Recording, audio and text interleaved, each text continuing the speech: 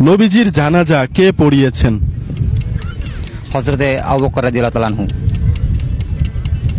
হযরত আবু বকর রাদিয়াল্লাহু তাআলা আনহু। জি, আপনারা? হযরত আবু বকর একটু ভেবেচিন্তে বলেন, হ্যাঁ, যদি এই কোশ্চেনটা যদি না পারেন তাহলে পুরস্কারটা কিন্তু হারাচ্ছেন। জি, হযরত আবু বকর রাদিয়াল্লাহু তাআলা আনহু। আপনি একটা অপশন নিতে পারেন।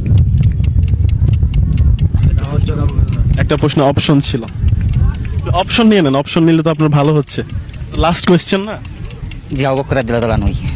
অপশন নেবেন না? না কিন্তু আমি অপশন দিতে চাচ্ছি। না, আবু বকর রাদিয়াল্লাহু তাআলা আনহু। না, আমি অপশন দিতে চাচ্ছি কেন এটা বুঝতে পারতেছেন না? বুঝতে পারতেছি, কিন্তু এটাই রাইট। আমি যেটা বলছি আচ্ছা, আমি অপশন দিই, হ্যাঁ। বলেন। হযরত আবু বকর রাদিয়াল্লাহু তাআলা আনহু, হযরত ওসমান গনি রাদিয়াল্লাহু তাআলা আনহু, মাসউদ ইবনে উমাইর রাদিয়াল্লাহু তাআলা আনহু, এবং যার যার জানাজা যারা নিজে থেকে পড়ে গেছে, কেউ পড়ায় নাই। না, আমার তো জানা মতো হযরত আবু বকর রাদিয়াল্লাহু তাআলা আনহু উনি জানাজা পড়াইছেন। জি।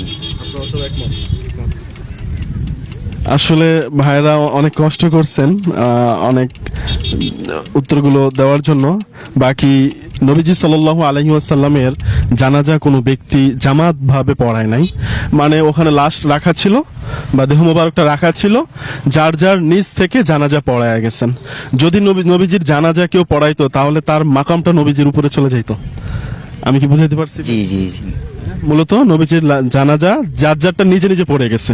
জি, আপনাদেরকে অসংখ্য ধন্যবাদ ভাই আমাদের এই চ্যানেলে অংশগ্রহণ করার জন্য, এবং ভালো থাকবেন, আমাদের জন্য দোয়া করবেন।